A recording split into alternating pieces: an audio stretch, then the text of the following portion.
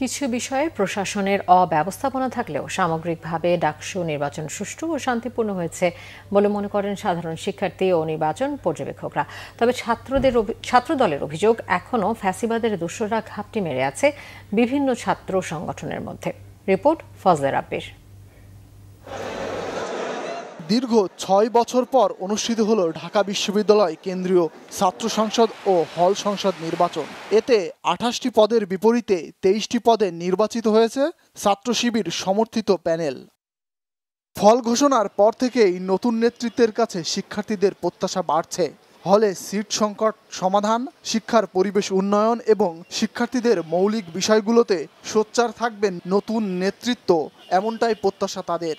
ছাত্র হিসেবে শিবিরকে আমরা নির্বাচিত করেছি, সেই হিসেবে আমাদের এই দিকে খেয়াল রাখতে হবে যে আমাদের যেন অধিকারটা আমরা ভালোভাবে আদায় করে নিতে পারি। বাইরের কোনো বহিরাগতর হাত বা আমি জানি না, মনে করি না এরকম কিছু আছে, এবং সম্পূর্ণ ছাত্রছাত্রীদের ইচ্ছাতেই এবং সহযোগিতায় তারা নির্বাচিত হয়েছে।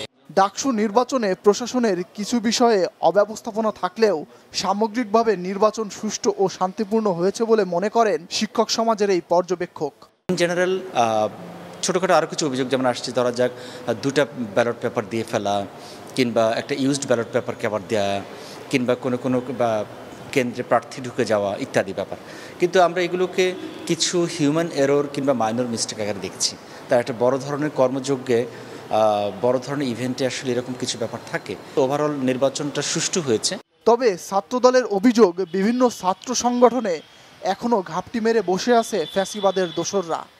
যারা পদধারীদের বিষয়ে কথা বলেছি, তখনই তারা বলছে যে না, আমরা অমুকের সাথে আছি, অমুক প্যানেলের সাথে আছি, আমরা সাধারণ শিক্ষার্থী সেজে আছি। আচ্ছা, আপনি বলেন তো যে একজন নেতা যদি পদ থাকে, তে সে সাময়িক যে ফ্যাসিবাদের সাথে দীর্ঘ 17 বছর ছিল, হলে ছিল, অবস্থান করছে, এবং সে যদি বলে যে 5 তারিখের পরে বলে যে না, আমি শুধুমাত্র নামমাত্র ছিলাম, তো অপ্রত্যাশিত। এবং আমরা মনে করি যে এই ফ্যাসিবাদ আমরা মুক্ত করতে পারিনি ঢাকা বিশ্ববিদ্যালয় ক্যাম্পাস থেকে। যারা ছাত্রলীগের দোসর ছিল, তারাও কিন্তু ওতপ্রোতভাবে এদের সাথে জড়িয়ে এই সংঘবদ্ধভাবে কাজ করছে।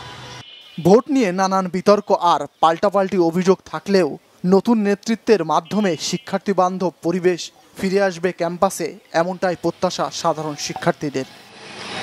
ফজলে রাব্বি, বাংলা ভিশন, ঢাকা।